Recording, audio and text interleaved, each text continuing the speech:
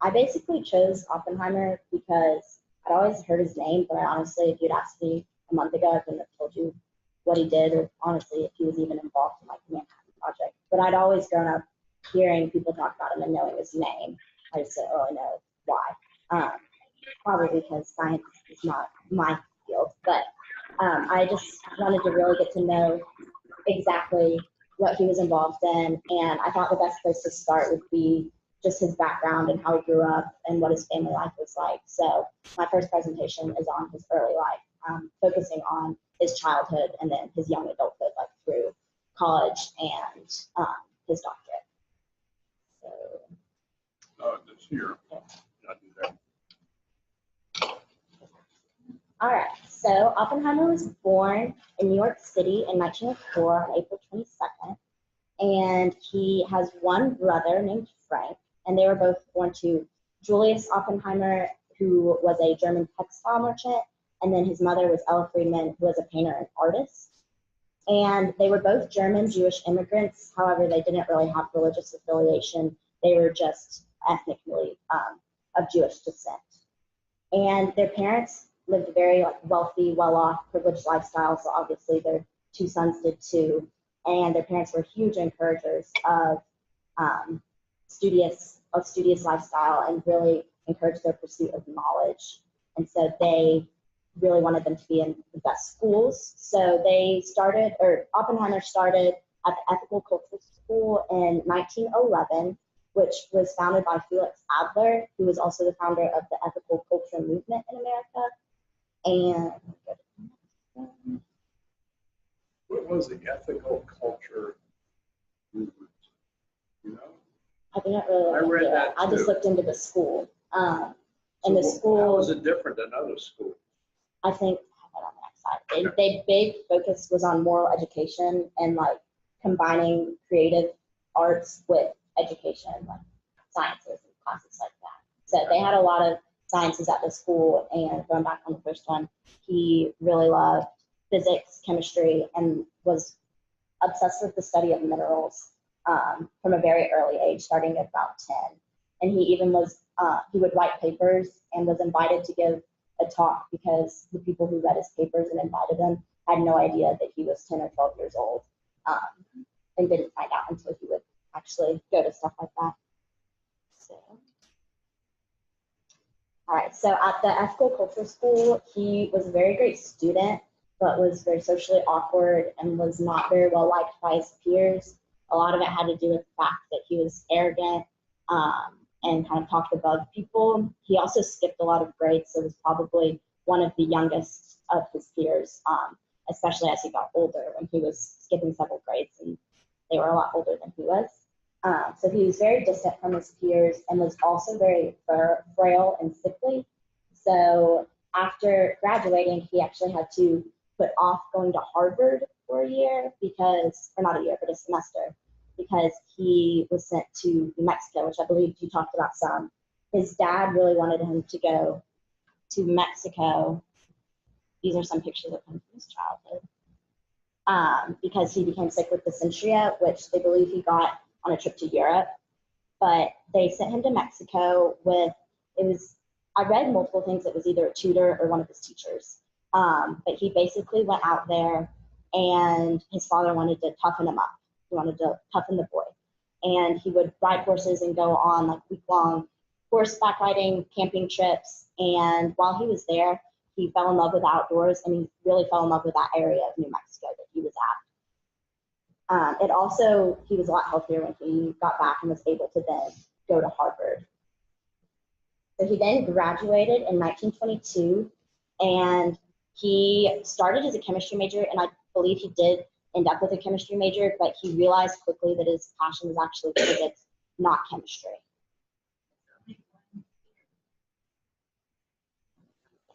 Oh, wait.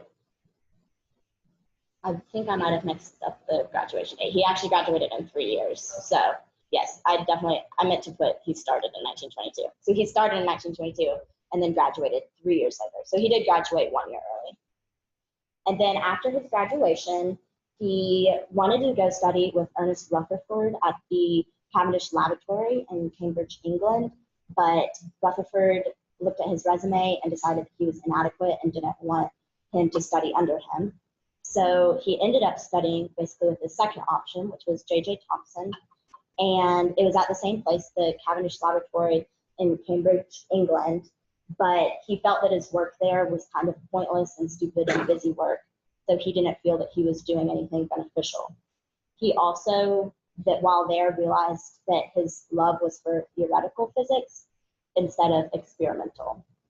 He then went to work for Max Born for his graduate work, and he was at the University of Göttingen. Okay, it was in Germany. And he decided to go there because Born was a huge physicist and mathematician in Germany. All right. And then while there, after that, he received his doctorate in 1927 and later went on to be a professor at the University of California, Berkeley. While he was in Europe, it was kind of the perfect time for him to be in Europe. A lot was happening while he was there. It was a huge time in the 1900s for physics, especially in Europe. A lot of the work that was done in Europe was then the experiments in America. That's what we based it off of. So he was there in a really great time. It was when quantum mechanics, quantum physics was happening, which I am not an expert in, but so I mainly focused on like the history of it, not the actual what it was. So that was being developed while he was there. So he got to see a lot of that happening, and they led to a lot of the experiments that he was later on a part of in America. And quantum, it was the theory that led to the atomic and nuclear phenomena, and which, like I said, started off in Europe, and then we did most of the stuff here with like the Manhattan Project and all the atomic bomb testings that Oppenheimer was a part of. And then while at Berkeley, he actually met Ernest Lawrence, who we talked about was the inventor of the cyclotron. So I just thought I would throw that in there. But I have just another slide of pictures. So does anyone have any questions? What about his, you're going to talk another time about his marriage and. I was planning on doing his marriage, and then I don't know if I'm going to do him for all four or just two, but I wanted to talk about his early life now to get everyone a background, and then do his marriage, and then focus on like his actual experiments and what he did in America after getting back from Europe. So. All right. Was he more popular in college? Yes, he was a lot more well liked in college. He was, yeah. I did read that. And I think it had a lot to do with the fact that he kind of, I don't know, in college there isn't as big of an age gap. But when you're younger, if let's say he was like 12, 13, 14, like late middle school, but really in high school, that's a huge difference, like maturity wise, which obviously he was very smart, but I think that probably had a lot to do with it. I understand that. I started college when I was 15. Oh, wow. So of course, I was a nerd. We were all nerds, right? Were you a nerd, Celia? I tried to find it.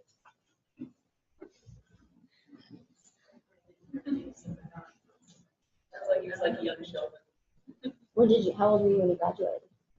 Well, started 19. I started graduate school at age 19. I got my PhD at age 23. I was in a hurry.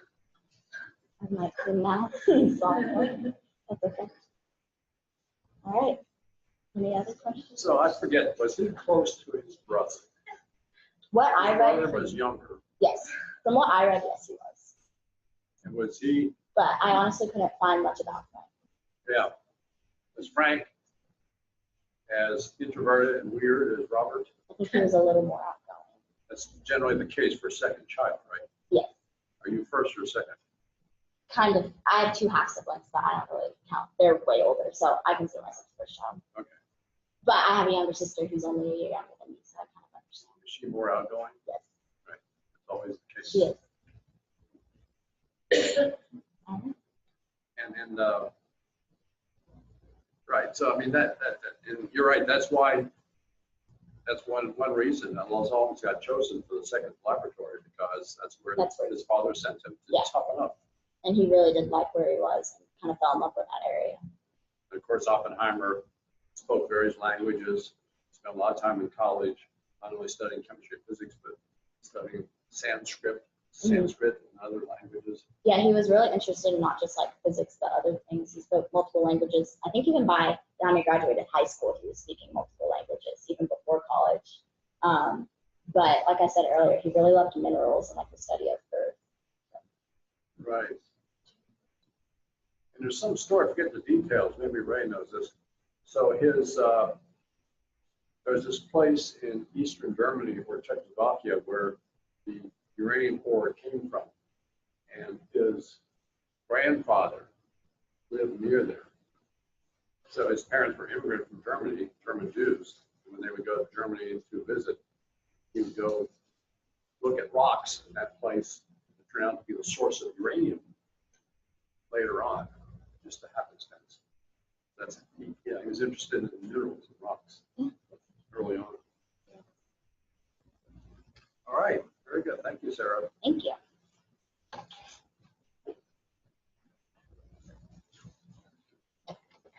So That's fine. thank you.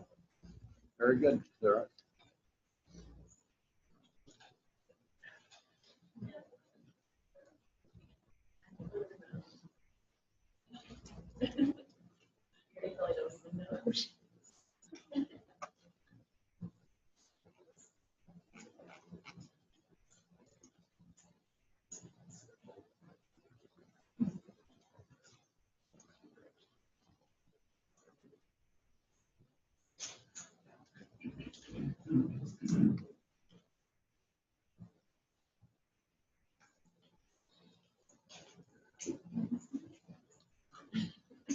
So we've been following the historical survey, the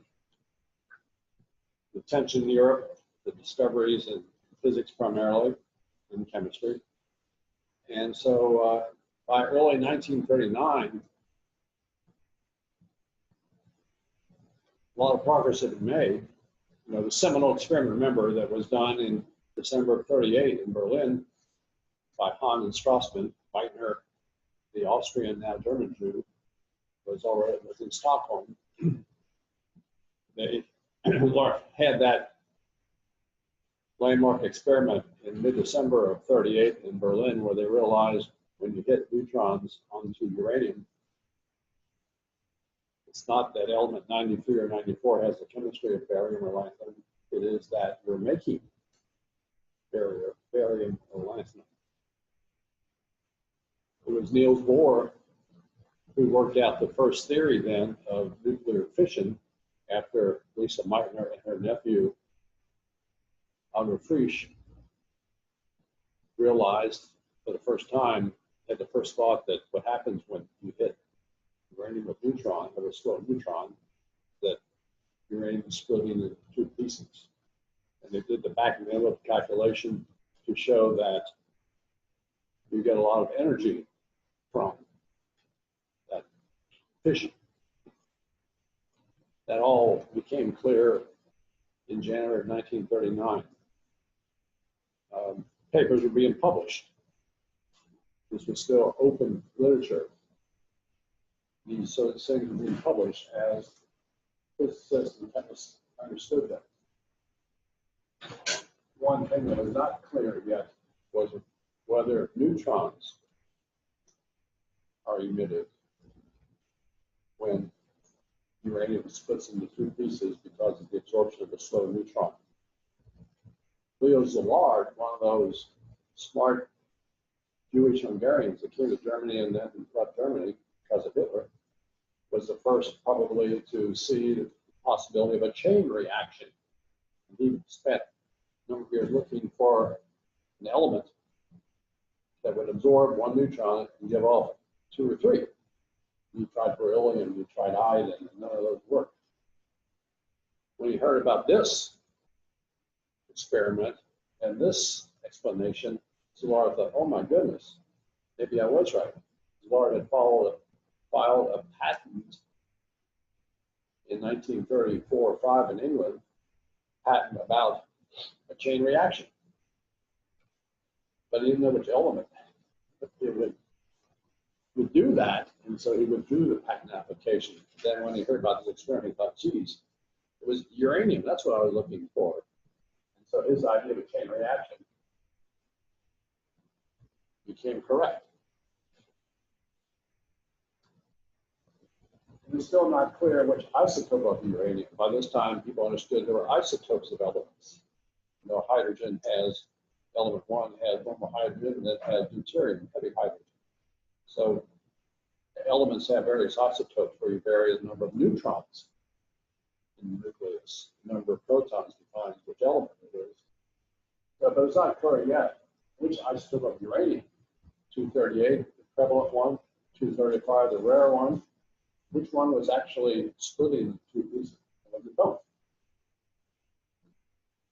Bohr brought this news and this explanation with him in January of 1939 to England.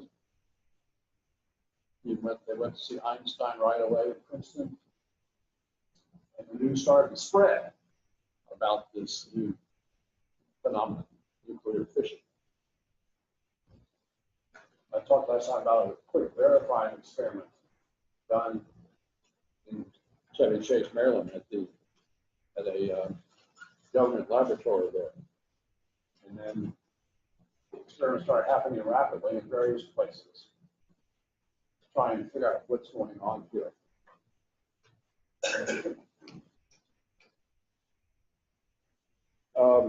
And, you know, the conundrum was which isotope was it? And, you know, Bohr and others realized the problem. You know, the problem is that uranium and thorium are different. Now, thorium is element 90, and uranium is element 92.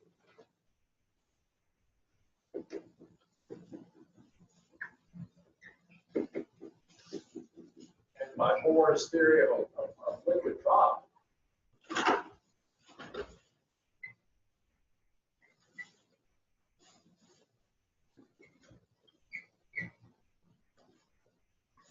Bohr had this theory that one of these big flapping nuclei, so to speak, would behave by a liquid drop, and that liquid drop absorbs that slow neutron, and then it starts oscillating and can break into two.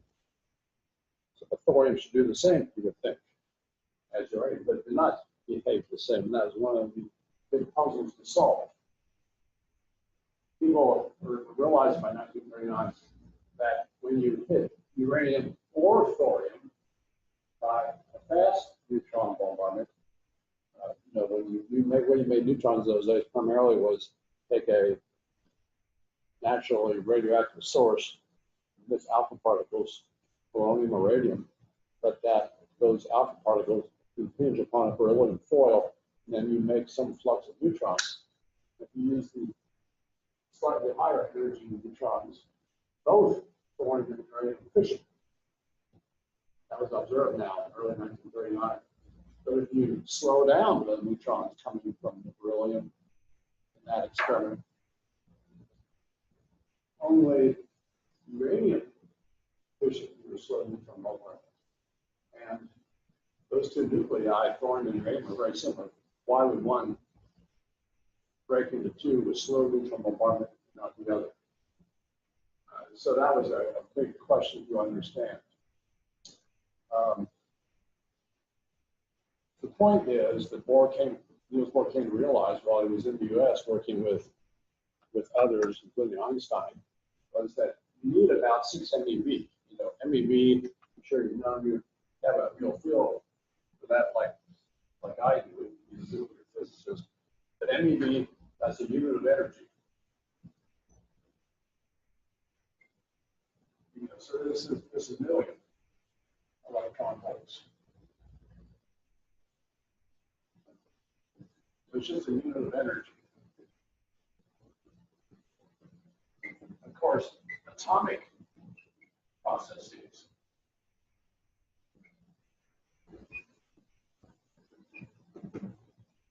give off electron volts of energy. An electron goes from one orbit to another, emits a pulse of light or whatever. That's electron volt scale. The shock of the nucleus, the retrograde shock, we realized was that nuclear processes are 1,000,000 times more energetic. So that's the scale of nuclei. And they realized by this time that you needed about 6 million volts of energy in order to make uranium split into two pieces. It does not do it spontaneously, but you need to put in some energy. That's what the neutron carries. The neutron needs to carry in about 6 million electron volts of energy in order to make uranium start elongating, splitting into two pieces. So you need some input of energy, not a lot, but some. But Bohr understood right away that a slow neutron has only 5.3 MeV, it turns out. That's not enough. And that's therefore gives rise to the difference. And this is a subtlety that I'm sure you will not understand fully. But the difference is that if you take uranium-235 and add a neutron, you make 236 uranium. And that's an even number of protons, an even number of neutrons. And when you have an even number of protons and neutrons, that gives you a little extra binding energy. That makes the nucleus a little bit more stable, more balanced. Not a lot, but that gives you an MeV. I mean, this is all amazing that the energy output, 200 MeV, is so large, but the energetics of making this happen are so fine. And so you get 5.3 MeV when a slow neutron gets absorbed. But that's not enough to make thorium or uranium split into two. But you get that extra necessary 1 MeV when you have the fissioning nucleus being an even number of neutrons and protons. Whereas you see if you take uranium-238 and a slow neutron, that gives you uranium-239. That's an even number of protons, but an odd number of neutrons. You do not get there for that extra 1 MeV.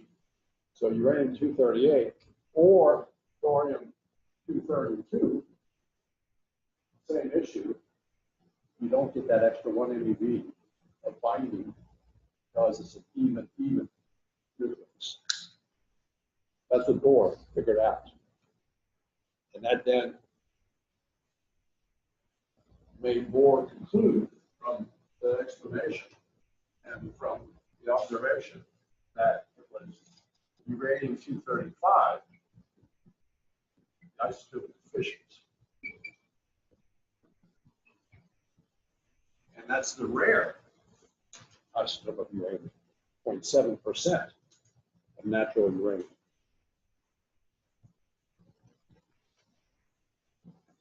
And so, Bohr, once he understood this, I think he was right on a train. No, I forget it. Maybe having breakfast with someone.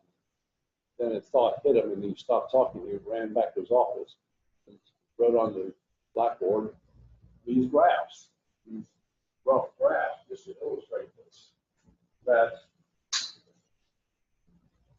uranium-235, this is the probability of fission.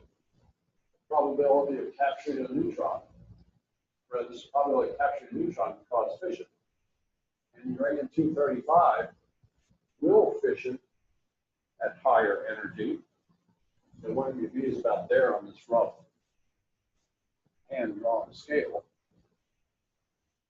So yes, if you have a quote fast neutron, there is a probability, it's non-zero, that uranium-235 will fission. But if you slow the neutron down to low energy, moderate it, slow neutron, then there's a large probability it will fission. Uranium-238 or thorium-232 will have the same probability of fissioning above an MEV, a fast neutron. So that works. But the slow neutron fission probability is there, but the problem is there's what's called a resonance, that as you shoot a slow neutron onto uranium-238, there's this peak here, which means that neutron produces a resonance and gets absorbed. In that case, you make plutonium. This turns out to be an important thing.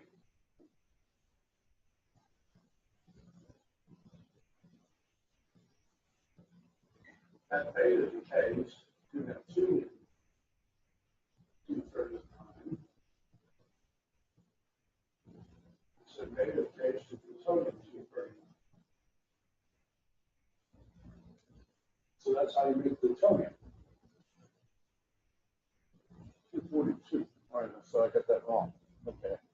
Must be an alpha decay in there. Anyway, this is how, because that peak is there, that's how then turns out you make, that's why you build a reactor, that's why you built the reactor in those ridge and then Hempert to absorb neutrons on 238, plentiful one that does not fission easily, slow neutron, and later plutonium 242 that way.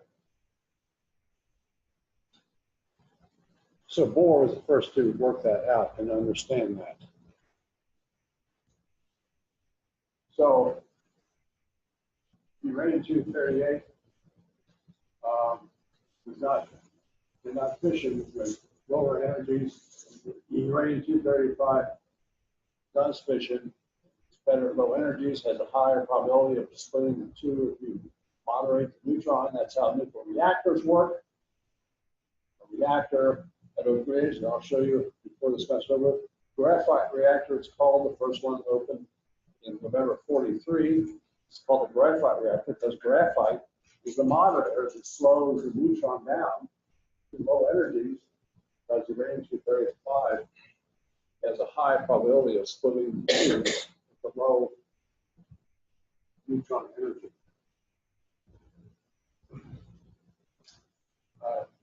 Now, so that was Bohr's explanation for why uranium and thorium are different. Fermi, great, Enrico Fermi, the Nobel laureate on his own, disagreed with Bohr. And so the question was, if you were going to build a bomb, how do you do it? And can you do it with natural uranium, or do you have to then separate and enrich uranium in isotope 235? You see, this is only 0.7% of natural uranium. And so Bohr was skeptical. That's why Bohr said we need to keep publishing these results. A, because science needs to be open. B, because there's no way this could ever be turned into a weapon. Because he was convinced it was the isotope 235 that fission.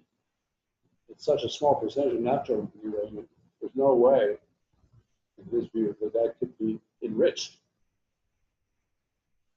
And so he was not worried about publishing results. It can never be used for a weapon. Fermi disagreed. Fermi thought that there'd be a way to make a bomb or a reactor work with natural uranium. A crucial question was also about the chain reaction. Whether it's uranium-235 or 238 or both that's responsible for splitting the two.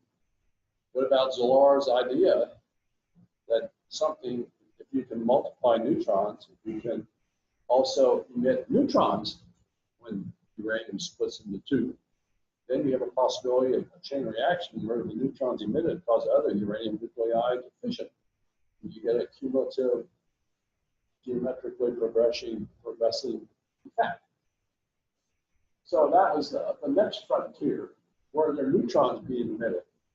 Now we know there are.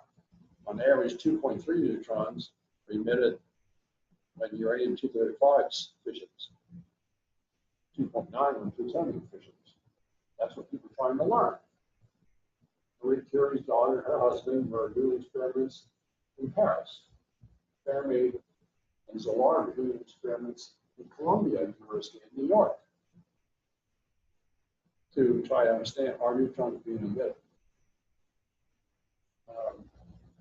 You know, the way, once again, they made neutrons in those days was take a naturally radioactive element like radium that Marie Curie had discovered back around 1903 or 4, I think. Her daughter was now running the Radium Institute. They had built up a lot of radium. We're using it partially for therapeutic purposes, medical purposes already, treatment of cancer in these early days. And you would then take the outer parts of radium to strike a beryllium and foil, and that gave you the neutrons. But they hadn't come up with a good amount of radium for Fermi and Szilard's experiment at Columbia University to test this idea of how many neutrons come off the radium. Well, Szilard was not the greatest physicist of the Hungarian bunch, was the best wheeler and dealer entrepreneur. And he somehow got to know Benjamin Leibowitz, another German Jew who had left Germany, was now in the U.S. and was, had started a company, the Radiochemical Company. And he was a rich person in the U.S. by this time. And so Szilard got to know him and was able to borrow or buy enough radium or get support from Leibowitz in order to get the radium that he needed for these experiments. And that's what Fermi and Szilard and Gundam Anderson did. And so by March of 1939, this is happening quickly because it was only in January of 39 when Moore landed in New York with this news. But by March then, that they had done experiments saying that there may be as many as 2 neutrons emitted when uranium fissions. And that was crucial. That means Szilard had been right 5 years before that maybe there could be a chain reaction. At the same time, events were happening rapidly on the political front. Hitler had taken without effort Austria by bullying the King of Austria in 1938,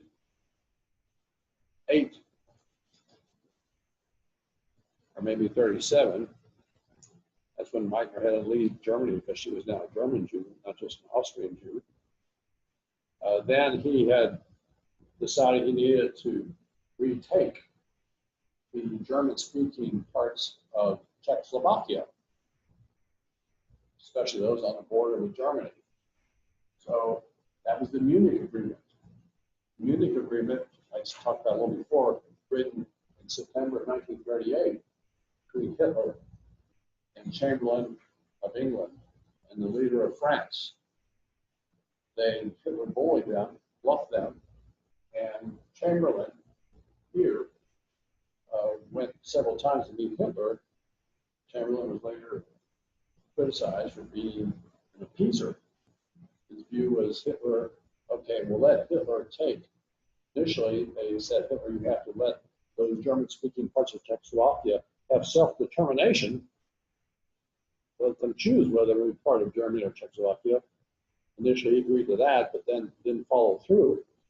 Then they made Hitler agree, well, that's all you're going to get, is those German-speaking parts of Czechoslovakia. He said, okay, I agree to that. That's what the Munich Agreement was about. For France and England acceded to Hitler's demands to keep German-speaking parts of Czechoslovakia. That agreement was signed. That's the Munich Agreement was signed in September, but that didn't work.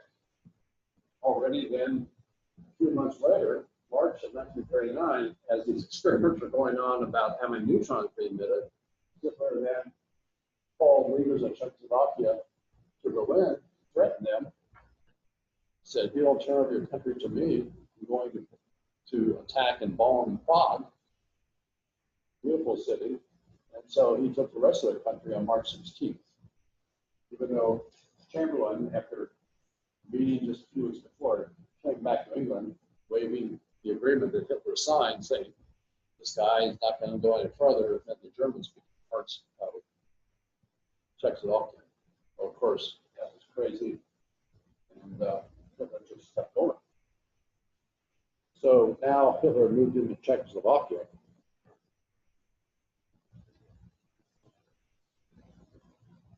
And so then, so Germany first occupied this kind of order of events.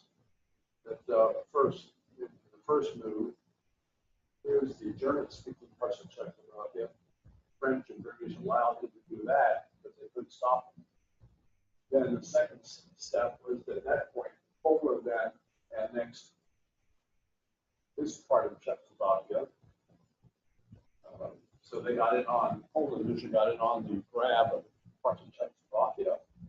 Hungary then grabbed other parts of Czechoslovakia here.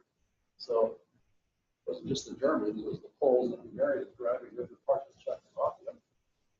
And of course, that was March.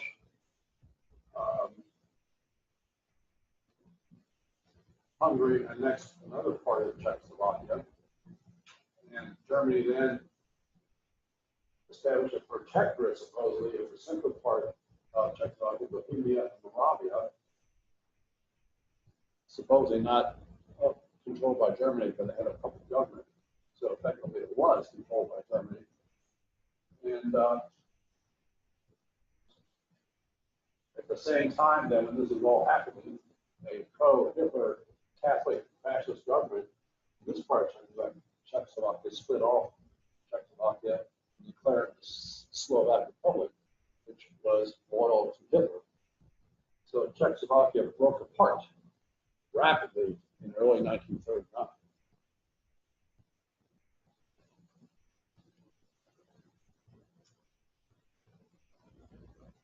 So a lot was going on both sides of the Atlantic. These experiments were happening rapidly. Fermi and Szilard had just come to the conclusion by experiments at Columbia that 2 neutrons were emitted in uranium fissions. The question was, do you publish that? Or do you keep it secret? It's ironic to me that the driving this intellectual debate in these experiments in the US were Hungarians, Szilard, Wigner, Teller, an Italian, Fermi. Yes, there were some Americans involved, but these immigrants, all out of Europe because of Hitler and persecution of the Jews, were driving this intellectual advances. And so the question now is, do you publish this? George Beamer was the dean at Columbia, and what are you going to do about this? Are you going to publish this, or are you going to tell the U.S. government? U.S. government, you better be aware of these physics results. You better be aware of the potential for a weapon should this all work out. So George Beamer, who was from, I think, North Carolina originally, dean of, did your father know Beamer? Is he still alive? I think he's from Chapel Hill. Anyway, was he agreed to reach out to the U.S. government to make these marks known. Arranged a meeting of Fermi with the Undersecretary of the Navy. And so Fermi went to D.C. to try and deliver these results to some official in the Navy Department in the U.S. government. And so Wigner and Szilard, they were meeting about what these results meant. Bohr was opposed to secrecy because science should be open. Bohr was impressed by Fermi's result that 2 neutrons were emitted, but he was still convinced that it was impossible to make this into a weapon because you can never separate uranium-235, a small amount of natural uranium. On the next day, March 17th, Henry went to DC, had the meeting that Pegram set up, but it was not successful. They were not impressed. They were not concerned. They viewed this as this great physicist, Enrico Fermi, as a busybody, an immigrant who didn't know what he was talking about, and so they blew him off. And in March of '39, the U.S. government showed no interest in pursuing this or being concerned about nuclear fission and a weapon. At the same time, the French were working on it in Paris at the Radium Institute. They did experiments on did more experiments on neutrons hitting uranium, and their published conclusion was that you get 3.5 neutrons emitted when uranium splits into two. Wow, that would make an even better chain reaction. And that was published. So we got two results. Fermi result from Columbia, 2 neutrons emitted on fission, and Joliot, 2 Joliots, saying that it was 3.5 neutrons emitted. So this was happening rapidly. In Germany, a physicist from Göttingen, where Oppenheimer had studied, got his PhD, alerted the Ministry of Education, the Third Reich, about this. A Hamburg physicist wrote to the German War Office saying, yes, the seminal experiment was just done 4 months earlier in Berlin. Nobody really understood the result. Already now, by April, people were starting to understand that this could be a chain reaction. And so U.S. Fermi and Szilard tried to get the U.S. government interested in this concept, this possibility, failed. Physicists in Germany did alert the German War Office, and they did. I'll tell you about in a minute. Resonate on this and get something started.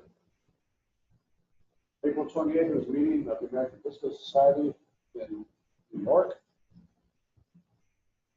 In DC, rather. New York Times covered that, published the results of that physics meeting.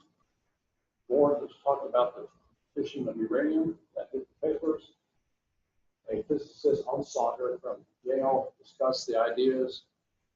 The board said uranium-235 is fission, but will never separate it or enrich it. It's impossible. But however, Onsager from Yale, professor there, discussed his new ideas on gaseous diffusion as a way to enrich uranium in mass 235. Of course, after the World War II, that did become the primary way, but that did not been worked out yet. There was a lot of arguments over that, about whether that meeting, whether this could be turned into a weapon. The board said no. Onsager said, well, maybe yes. At the same meeting was another physicist from Columbia, John Dunning, who knew a guy named Alfred Neer, University of Minnesota, and Neer was working on spectrographs, magnetic spectrographs, separating isotopes that way. That's how later on, Lawrence built calutrons at Y12. And so there was suggestion that Neer turned his spectrographs, modify them, and see is there a way to separate uranium-235 from natural uranium, and to really try to prove whether Bohr was right, it was uranium-235 the fission, or whether Fermi was right, that didn't matter which isotope, both were fission. So that was a crucial physics meeting, argumentation that all was covered in the New York Times. Fermi and Szilard went back to Columbia after that meeting, another experiment. The question is, Fermi once again was convinced that you could use natural uranium to have a chain reaction and go a bomb. Szilard hustled, this time managed a way to borrow 500 pounds of uranium oxide from a company, Eldorado Radium Corporation, US. He had the connections, he was the entrepreneur. And they mounted a new experiment. Fermi and Szilard did with natural uranium. This was published in the Physical Review in July of 1939 in the summer. And their experiment was that you had a source of neutrons in the middle of a tank of water, radium once again, and radium that Szilard had borrowed from a good friend. Then you had beryllium around it. And so we had neutrons coming out from the source in the center. We had 143 gallons of water. That would be the moderator to slow down the neutrons below 1 MeV, neutrons emitted from the source. They had tubes of uranium oxide, not one big mass of uranium, but they had 52 cans or tubes of uranium oxide. So that neutron coming out would then go through the water, slow down, and then go through the wall of the cylinder, get into the uranium oxide, each of these. And then the way they would detect is that if neutrons were emitted from fission of uranium, then they had manganese. They had the manganese sulfate dissolved in the water at the 10% level, and manganese would get radioactive if it absorbed a neutron. And you had some neutron coming from the source. If you were multiplying neutrons because of fission of uranium, then you would have more manganese getting radioactive to detect. And that was their experiment. And they found that there were not 2, but 1.2, 1.5 neutrons emitted by thermal fusion of uranium, less than they had found in their earlier experiments. And so they published that in the open literature in July of 1939. Other people said, well, the difference here is that was not a very good experiment. Turns out that water is not the best moderator. Water, H2O, does absorb neutrons a bit. It's effective at slowing down neutrons, but it also sucks up neutrons.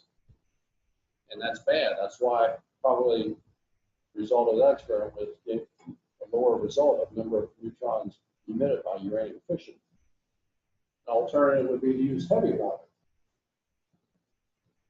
But because heavy water does a good job of moderating or slowing down neutrons, but E2O, deuterium instead of hydrogen, the isotope of hydrogen, does not absorb neutrons nearly as much as normal water.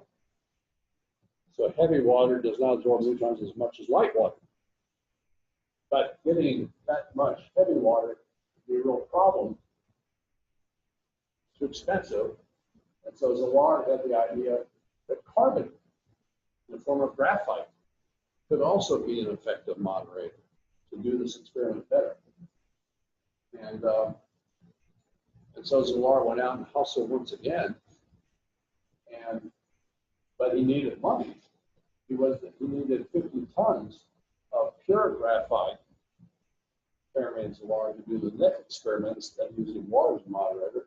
And so that was an expense that was needed to try and do this experiment better. So, but that was expensive. We needed $5,000 or $10,000 to be able to buy 50 tons of pure graphite. And that's one thing Fermi asked the Navy official about. Could they get that money to continue this research? And the Navy was not interested. So that was a problem to this development. They went to see Einstein that summer with all of these developments. It struck out in learning the Navy. These experiments were very interesting but incomplete. Einstein was at Princeton. They invented the Institute of Advanced Study at Princeton to bore Einstein to Princeton University. Einstein, most summers, especially summer 1939, rented a summer house out here, left to sail. So this is the far eastern end of Long Island. Here's Brookhaven down here, Brookhaven National Lab. And so Einstein had a house out there for the summer, he and his wife. And so he was a big sailor. He had liked to sail on this cove here. And his two main activities that they would do about were sailing and playing the violin. So they knew he was there. And there's Einstein in summer 1939. And so Szilard decided to drive out there to get Einstein involved. These experiments were becoming more and more interesting. The U.S. government would not resonate or show interest. These results were in the literature. They knew that Germany was working on this. So they went to see the famous Einstein, summer 1939. Szilard didn't drive, didn't have a car. And so they would go out to Nassau Point. Wigner took his car, drove there on July 16th.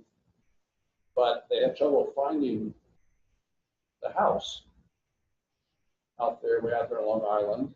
They're about to give up and go back to New York City, to Columbia, because they couldn't find the address. And out of desperation, they stopped and rolled down the window and asked a 7-year-old boy, "Where's Einstein live?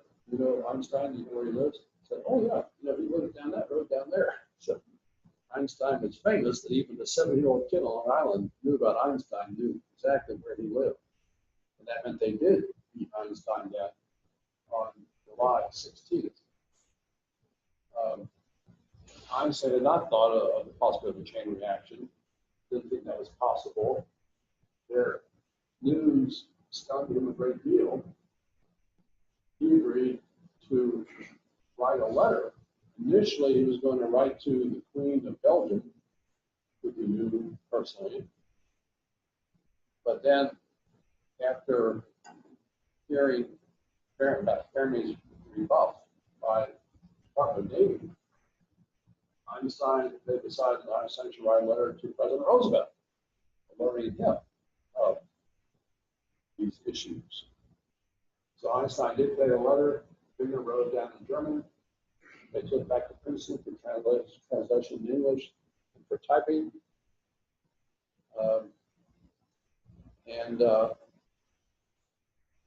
Szilard, once again, the entrepreneur, had a contact with Dr. Alexander Sachs, who was a Russian-born immigrant to the U.S., went to Columbia, got a degree in biology, worked in the early Roosevelt administration for 2 years in the National Recovery Administration. That's part of Roosevelt's administration when we're trying to recover from depression. He left the Roosevelt administration, got rich on Wall Street, so he had good contacts with the president and was rich by this time. And so somehow Szilard met Alexander Sachs and went to see Sachs after they met with Einstein. And Sachs agreed to take the letter to the president. Going through the Navy didn't work. And but Alexander Sachs agreed he met occasionally with President Roosevelt that he would take the letter to the president. Szilard and Wigner went back out to Einstein to work on the letter, change it, not going to the Queen of Belgium, who Einstein knew, but rather to President Roosevelt.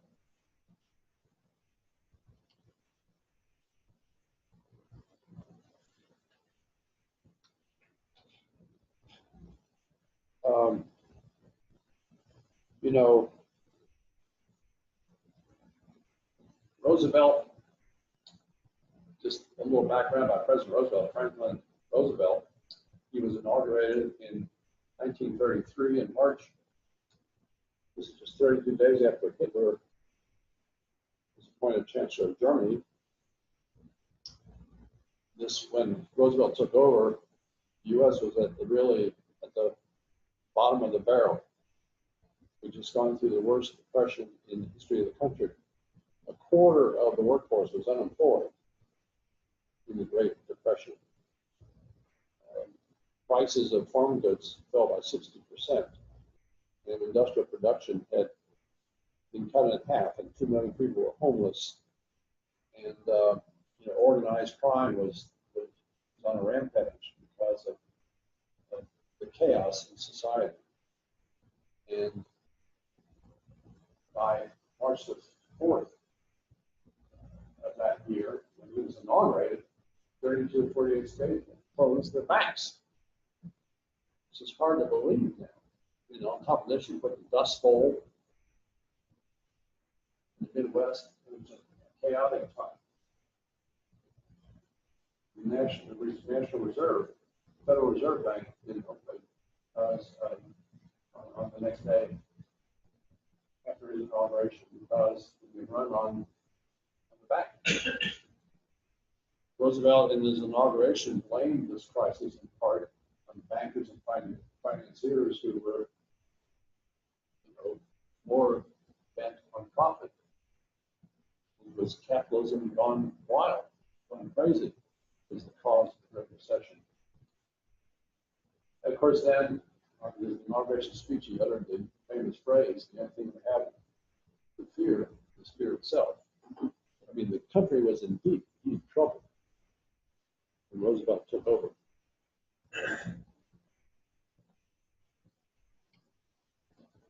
And it's hard to believe now, but Roosevelt was paralyzed from the waist down. The country didn't know it. In 1921, he contracted polio. And so he couldn't walk after that. The press knew it, but this was kept a big secret from the public that Roosevelt couldn't walk. And so when he would stand for talks, but he propped up. And so he, through his presidency, was paralyzed from the waist down. It's one of the two known photographs of Roosevelt in a wheelchair. Remarkable change of times now. Things are getting worse in Europe. May 22nd, then Hitler made a pact with Mussolini. August of 39, Germany signed a 10-year pact with the Soviet Union of non-aggression. September 1st, 39, the next step for Hitler, Germany invaded Poland. And that finally led officially to World War II, where France and Britain declared war on September 3rd, 2 days after Germany invaded Poland. Of course, Poland was a pushover. Germany had many more troops, tanks, airplanes. It was a blitzkrieg, that's where the term comes from. The frontier of Poland was, part of it was defended by soldiers on horses, swords, the old compared to the new. So there was no hesitation in Hitler taking Poland. At the same time, because this pact with the Soviet Union, 2 weeks later attacked Poland from the east. Of course, Russia has done that often to Poland in years. And here they finally met. This is when German and Soviet soldiers met in the middle of Poland after they came at Poland from 2 different ways. So this is really a difficult time in Europe. So difficult that Sachs, Alexander Sachs, could not get to see the president. He had Einstein's letter. He promised he would deliver it. But this was a tense time. And so he couldn't see Roosevelt for some days, some months, because of all of this war, World War II being declared. Japanese invaded China, of course, in 1937. This was tense times. Of course, we have not known yet. Pearl Harbor attack did not occur on us until 1941.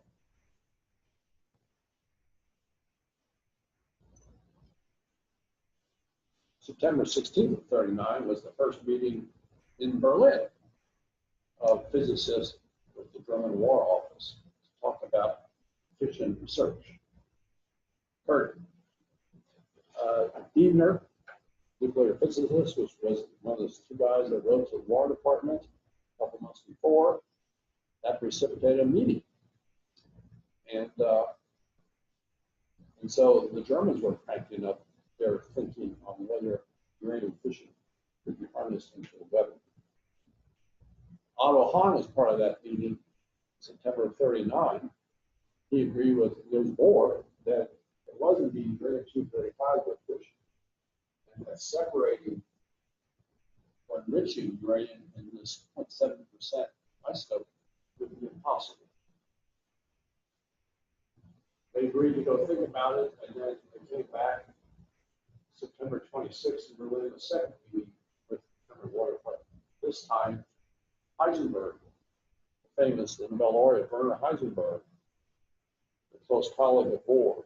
Bohr was his mentor, 20 years older. And so Heisenberg now joined the plan. The German plan was that Heisenberg, after this meeting, would then lead the theoretical effort to think about how you would turn nuclear fission of uranium into a weapon. Eric Bragg would discuss if heavy water to be used as a moderator of neutrons. Paul Hartog was another German physicist that would look into different methods of isotope separation in order to enrich uranium-235. Because Heisenberg agreed with Bohr. Otto Hahn and Heisenberg agreed with Bohr that heavy uranium-235. They made a time at the Kaiser Wilhelm Institute in Berlin, which is where that December experiment less than a year earlier had taken place to start all of this happening. And then, of course, Heisenberg became the leader of that project. Finally, not until October did Alexander Sachs get in to meet with the president. He did not read the letter. It's so different than now. The guy, like Roosevelt, had so much on his plate that handing him another piece of paper, another memo to read would probably be ineffective. And so Alexander Sachs agreed that he would read the letter to Roosevelt. But instead of that, reading the letter, he wrote his own summary as a non-physicist to the president. And his written synopsis that he then read to Roosevelt, he talked about fission, the need for research. And he framed it in this order, that this newfound fission could be turned into a power source. Well, it has. That's fission reactors. 90%, of course, of our electricity in the U.S. comes from this, uranium fission. We already said that perhaps radioactive material from uranium fission could be used for medical uses. What has been? Nuclear medicine, very prevalent. And thirdly, he discussed it being a weapon. And Roosevelt picked up on that right away. He knew from the background that Germany was deeply involved in this. That's where the seminal experiment was done. So Roosevelt finally did agree to set up a committee, an advisory committee on uranium. Roosevelt picked Lyman Briggs, who was the director of the Bureau of Standards in D.C. Now it's called NIST, the National Institute of Standards and Technology. That Lyman Briggs was the chair of this committee and the liaison of this committee of scientists, military leaders to the president. And their first meeting then occurred on October 21. So they got it on track. Germans were moving faster, but at least this was started. And the first meeting did occur on October 21st. Briggs was the chair. We had the three Hungarians there, Szilard, Wigner, Teller. We had Sachs there. We had an Army representative, Navy representative. We had one American physicist from this is from a terrestrial magnetism in Chevy Chase, Maryland. But the ironies are profound to me because it was these three Hungarian Jewish physicists that were driving this train in the U.S. It was a contentious meeting. You know, the physicists, here's the group. That's the uranium committee later on. They needed money for graphite, for example, to do the next generation experiment to see how many neutrons are being produced. Is it natural uranium or uranium-235 producing neutrons? We need to see if a chain reaction would be possible. So they need money for that. They wanted to have money from the U.S. government to support Jesse Beams at the University of Virginia. Certainly your father did. That was doing experiments at UVA on using centrifuge, gas centrifuge. Maybe you could, and this is what we do now, have a centrifuge rapidly spinning that would then separate the heavier uranium hexafluoride would migrate to the outer side of the spinning drum because it's heavier compared to uranium-235 hexafluoride. So the military, it was very contentious. One of the officers was very, insulting of the physicists, saying, "Why do you need money for a weapon? We have weapons now. Weapons that you develop now won't be used for 2 more wars down the road. This is a waste of money. The war is building, and you're wasting our time." But they persisted, and finally the military agreed to find some money that the president approved. A report was sent to the White House on November 1st, but once again, nothing happened.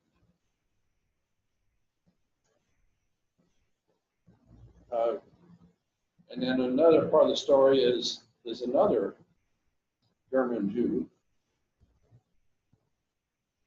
Rudolf Peierls. This is Otto Frisch. This is Rudolf Peierls. I'll tell you that story in more detail next time. He was also a German Jew that had to leave Germany. He went to Denmark first to Bohr's Institute, but he was afraid that Frisch was afraid. Frisch went first to Copenhagen, afraid the Germans would invade Denmark, which they did. So first Frisch went to Birmingham to be a part-time lecturer in the physics department there. He met up with Rudolf Peierls, another German Jew who was studying Manchester on a fellowship. And Peierls and Frisch then got together and the seminal experiment to calculate how much mass of uranium you would need to allow a chain reaction. And the answer was, for natural uranium, you would need a lot. And so that was a setback, their first published paper, that if it were natural uranium, you're trying to build a bomb, you would need a whole lot of it. There's no way you could deliver it as a weapon. Ray, do you want to tell a quick story? I have a real quick one. So we'll finish this story next time. I'll give you the famous Ray Smith. No, this is a very short story, and it reflects all the way back to the beginning of our time together today. Talk about it. And I had the fortunate, I was fortunate enough to be selected when the national park was being formed. I was fortunate enough to be selected for 2 things that I'm very proud of. One is I was asked to testify before the House of Representatives on the feasibility of the national park, and that was just over the top experience. The second thing was I was asked to participate as a scholar on the Scholars Roundtable, to determine the 10 themes, the things that we wanted to focus on. There were 20 of us that were brought up to Washington, D.C., sat in there for 2 days. And of those 20, the individuals who were there with me, 2 were from Japan, 1 from Nagasaki, 1 from Hiroshima. And the others were really scholars. I was so out of place. I mean, I'm a historian and I'm proud of that. But these folks are notches above me, knowledge and experience. And it was a tremendous just to be in the room with them. An example that Lee will appreciate, one of the people in the room was the person who was responsible for the Smithsonian Institution's implementation of the Enola Gay. That's the airplane that dropped the bomb. And it really was not done well. It was a disaster. They had to remove the exhibit because it was not well thought out as it put it together. And he brought that experience to the table. Now, here's the part of the story that ties back. Another person that was in that room is a fellow by the name of Kai Bird. You may have seen his name. He's the author of Prometheus, the book about Robert Oppenheimer. And I got to know him and talked to him at some length about Robert Oppenheimer because he has focused an enormous amount of attention on that.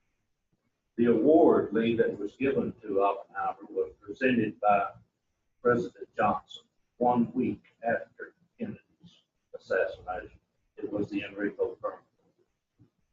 Oppenheimer took it as a